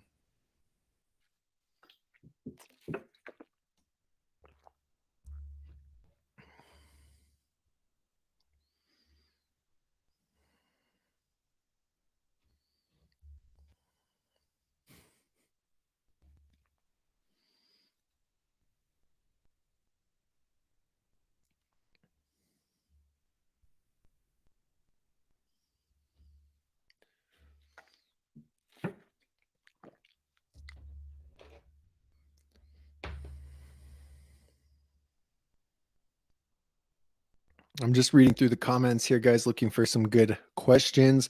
SnowFX is in the chat. What's up, man? How you doing? Oh, you had a question. Reinstalling my bottom bracket today. Gonna trim the spacer tube and do it right. Any advice? No. If that thing doesn't fit, I don't use it. I don't let it give me a headache. You know what I mean? Like if I put it in there and it's not going to fit, I'll just say, yeet, don't need it that bad. And for the most part, I don't have any issues with like my bearings getting compressed and not working very good. I think that thing is kind of important and it does work, but in the grand scheme of things, it's not the end of the world.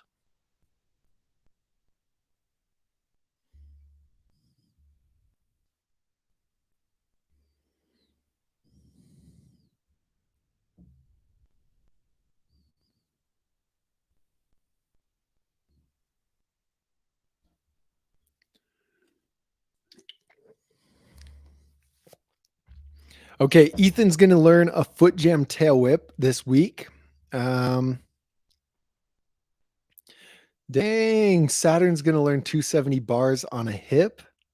All right, this is dope. This is dope. Kirk's got to get over the head cold. That's fair, man. That's fair. Andrew's going to do an ice pick. Kyle's going to let his wife convince him to ride this weekend. Man, that's tough. That's tough that you got to, dude, just say, just sneak out, just sneak out, take the bike and be like, I had to run to the store. Say you have to go get some milk, go ride your bike.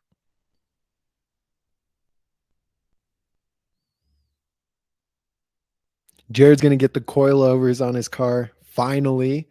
Lucas is going to do a feeble, easy 180 bar. Dude, I think Lucas is trying to flex on me right now. I said feeble bar. He said feeble, easy 180 bar. What the hell? Bike for Life is going to do a T-Bog. Reedster Bob. Yo, he changed it. He changed it. This is funny. I gotta take a picture.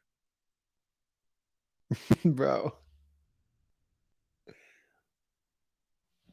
Yo, I like the username Reedster Bob. Good deal, man.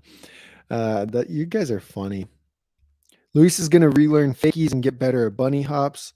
Okay, cool. So you guys have a ton of stuff to be working on. Ton of tricks. If you guys don't land your tricks, I'm gonna be very disappointed. Very disappointed in you.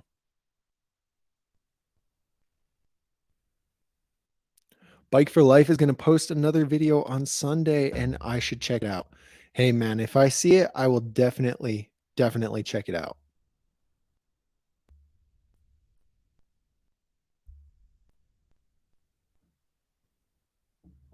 Okay, I think a couple more people sent in some bikes. Let's see. Oh, lots of bikes, lots of bike. Lou Lane. Lane drew a sketch of an old school BMX bike. Dope. Snow FX is what is this? Oh, this is Snow FX's bike, guys. Check it out.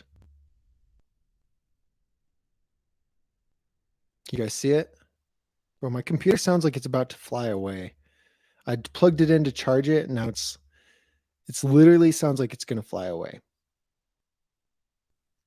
Imagine it just takes off, starts levitating. Anyway, check it out. Hoffman frame. The tan tires go really well with this. Looks good, man. Looks very good. Love it. Love it. Love it. Love it. Okay. And Luis Bogo, he didn't send me a picture of his bike.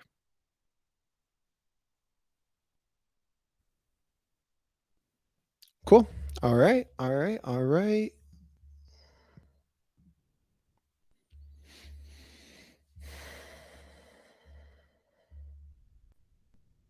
Somebody said they had to go. Who had to go? Oh, Reed had to go. We'll see you later, Reed, man. Have a good one. Thanks for coming out. I hope your live stream experience was good. Thank you again for hanging out.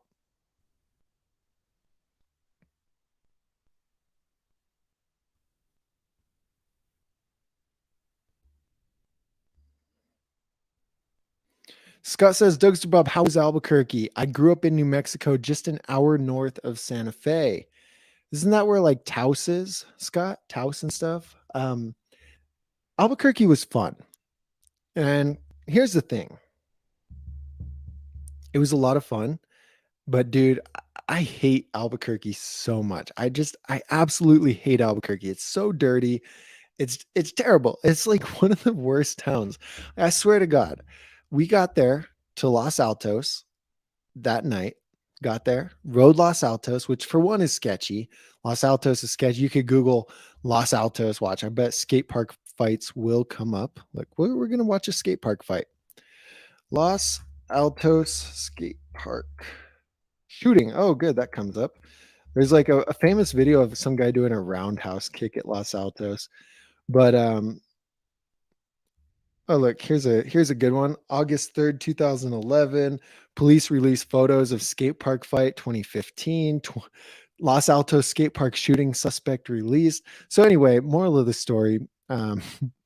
Albuquerque's super sketchy, bro. Super sketchy. And it's not my vibe at all. But you know, it's a place to ride bikes. And anyway, it was fun because of the people we were around. But so we first get there. I'm going to tell this story real quick. We first get there. We're riding Los Altos. The random skaters, everyone's drinking, you know. And if you guys ever go to Los Altos, there's a wall, like it's a water building or something. And everyone throws their bottles at that wall to break it. And then below the wall on the ground there's just tons of glass, like glass that has been collected over years and years and years with people at the park drinking and then breaking their bottles on the side of the building. So there's tons of glass there. Everyone's drinking, then you'll hear a bottle shatter and you're all, whoa. And then they're setting off fireworks. Homies riding around with a cannon, shooting fireworks off in the park. Then they're like, hey, this is a good idea. Let's put a firework launcher in the middle of the skate park and then put a skateboard over top of it. And so they did. Put a firework, skateboard, lit it, ran away. And Kevin and I are standing there like we're fairly close to it. We're like, hey, what the hell? And so like I kind of hide behind a light pole there. We're just like ducking out. And thing blows up, skateboard blows in half, goes everywhere. But the firework blows up and it shoots out sideways, right? I got hit in the dick with a firework. Like one of the colors that blew off this way hit me in the pants, and I had a mark there, and it was like right on the bulge. And I was like, what the hell? Like it sucked. And so then anytime they did that, they did it multiple times. I'd like run to the other side of the park. I'm like, nah, I'm not about to get hit again by a firework. Not today. And so then the next morning we go to Walmart to get some stuff. We're crossing the road, and then this lady cusses us out in her car. She's mad because we were crossing the road to walk into Walmart. And I'm like, in the first 24 hours of being here, I get hit in the dick with a firework and then cussed out by a crackhead. Albuquerque's great, you know. Anyway, Albuquerque's it's interesting, but the homies there, there's so many BMX dudes. They've got an amazing scene, and it's fun riding with everybody. It's just not. It's just an interesting place. That's all. Smallest skate park. Okay. Anyway, let's check this out on the screen. At least in the research I've done. Can I make it bigger? But hey, it's a lot of fun. Let's shred it. Okay. Anyway. Yeah. This is a skate park in Albuquerque, but we got to, hey, I want to watch the skate park fight. Anyway, hold on. We're putting up the skate park fight right now. This is the skate park fight. This is one of them. Like you could literally look up Los Altos skate park. Oh, they have gloves on. So is it a you guys hear it?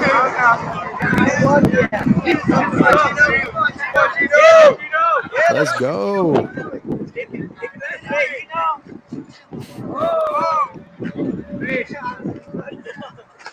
Oh man, he's got some hate behind that punch. This is personal.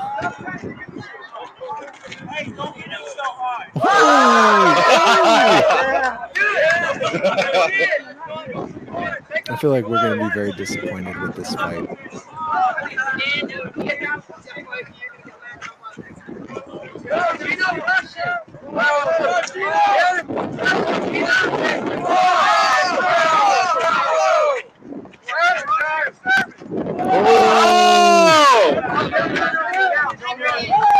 Alright, that wasn't very good. That was terrible. But anyway, Los Altos is crazy. Moral of the story.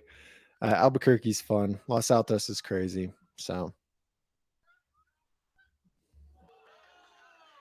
I think they kept fighting too. Where's... Oh, it's on the live stream. Okay. Anyway.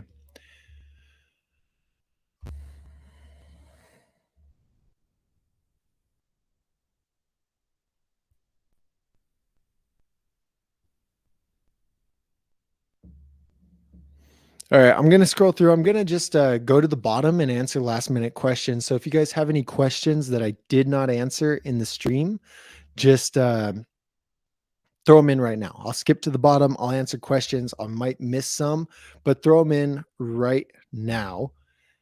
And yeah. And then we'll answer. We'll bang out the rest of the questions, and then we will get on with our day.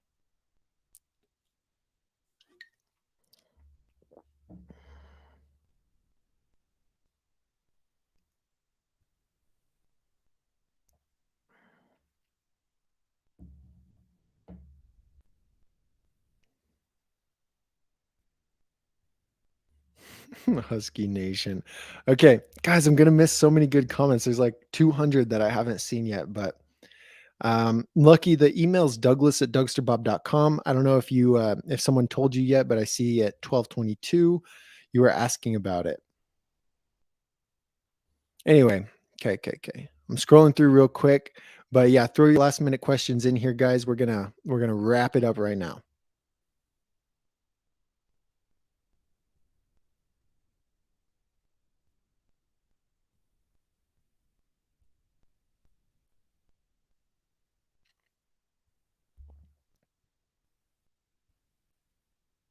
Theo says, hi, Doug. What's up, Theo? How you doing? Okay, I'm skipping. I like to, dude, I love reading all these comments. Anyway.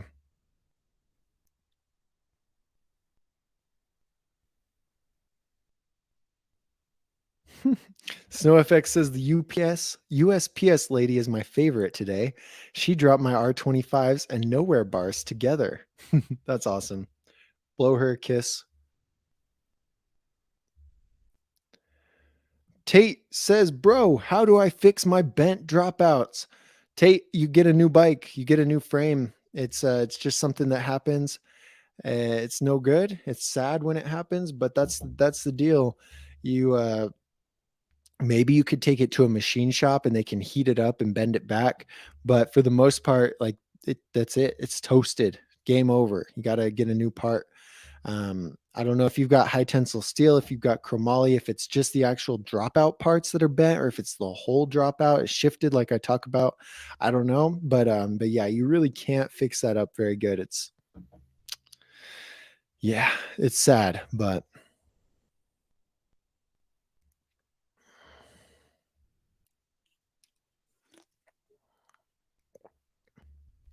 24 North says if you don't like Albuquerque, I don't think I would like Detroit. I don't think so.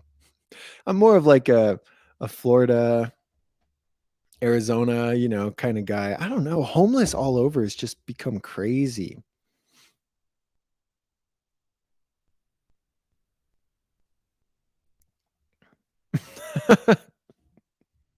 That does sound gay. A lip lord. You guys are funny, man. I love hanging out with you guys. I love these live streams. AP Kyle says, real question now. Have you ever tried learning a trick that was way outside your level of expertise that didn't end so well?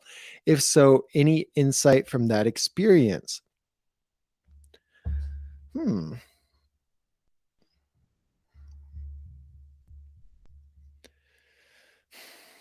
The only one that really comes to mind is like a 360 double whip, but it's not necessarily outside. Anytime I try that trick, I can't get it. I've got it into foam just fine, but when I take it to like resi or wherever or a jump, I can't get it. And that's the only thing. Usually there's for progression, the way I always talk about it is like this is your comfort level here, right? Within this comfort level are tricks that you can land, these tricks that you've learned before and that you're pretty confident landing.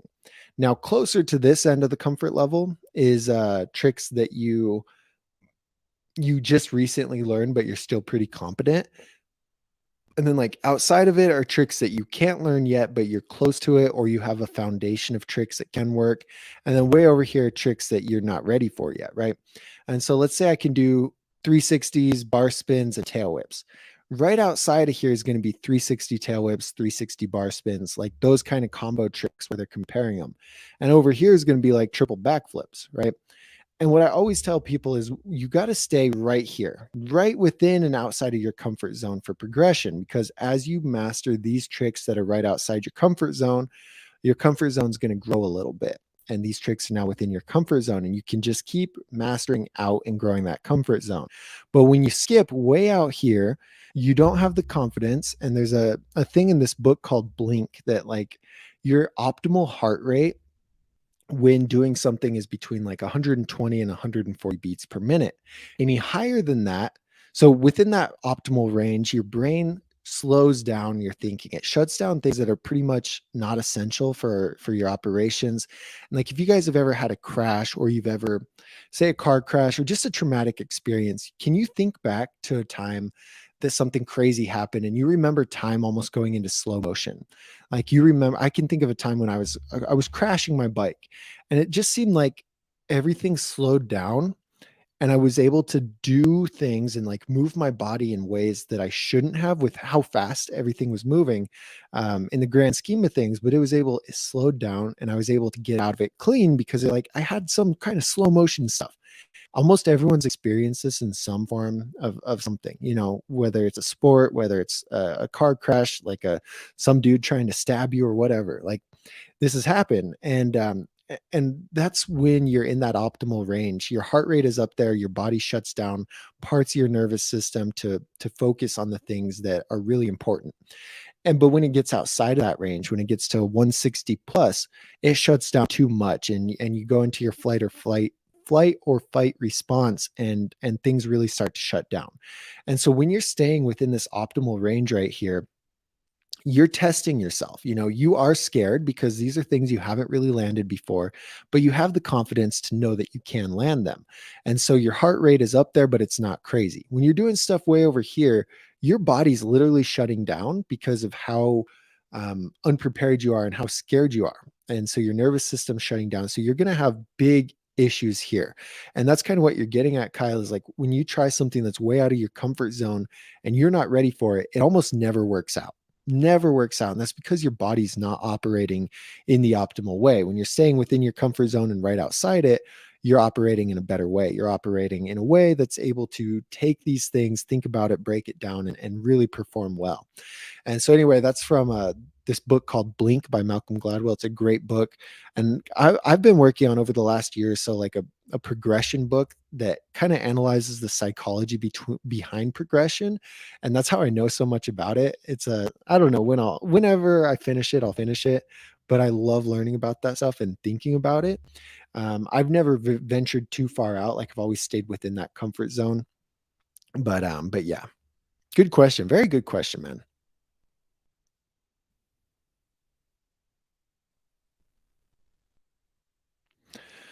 Okay, God, that was a long answer, huh? Are there any good questions thrown in here?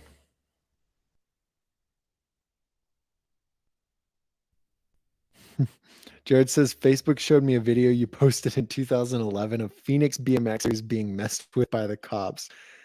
I posted it. I don't know, man. I posted some, dude, my 2011 videos are so cringy. If you guys look back on my YouTube, you can find stuff when I was 13, 14, 15. And I guess I was half decent at a bike, but man, the videos are cringy. They are so cringy.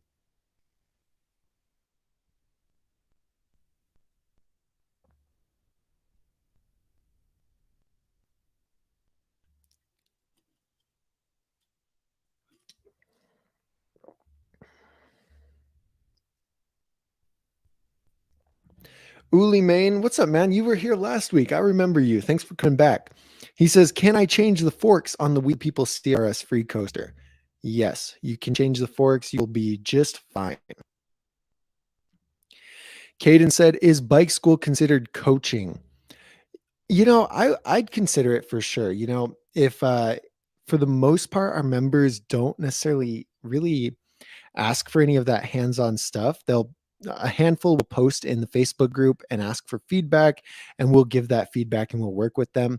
And if anyone wants really personalized stuff, like if you guys want to send me videos of you attempting tricks and you want my feedback on it, that's something that we only give to the bike school members. And so if you're not a bike school member, I'll hype you up and stuff, but it's not fair for me to give you that feedback.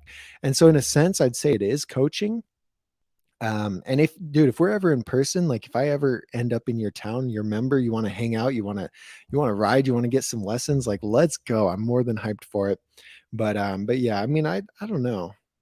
I'd consider it coaching, kind of. Yeah, yeah, I'd say.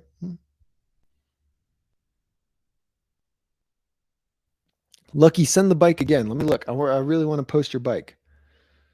I really want to post your bike.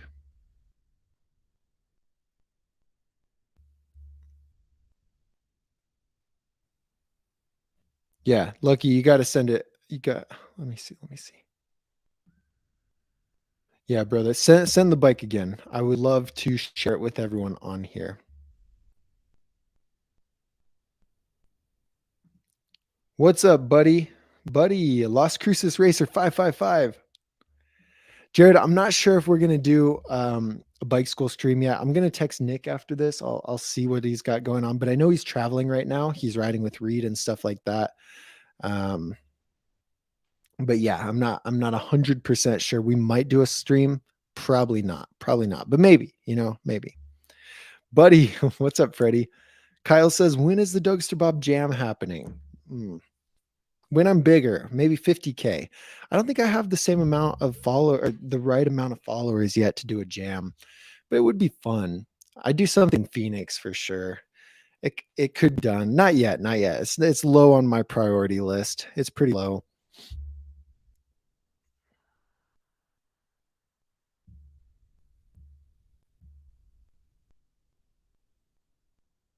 Oh, Jared, I went to Canes yesterday or the day before.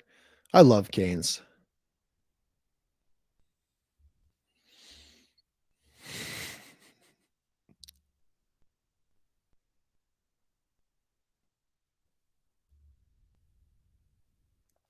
Chief says lived in the UK for 2 years and they do a damn good brekkie.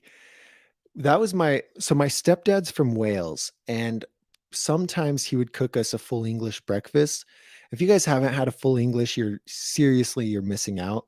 It's so good. Bacon, eggs, beans, toast, fried toast, tomatoes. It's amazing. And when I was over there in England, I would go find a full English any chance I could get. It's one of the biggest things I miss. I miss it so much.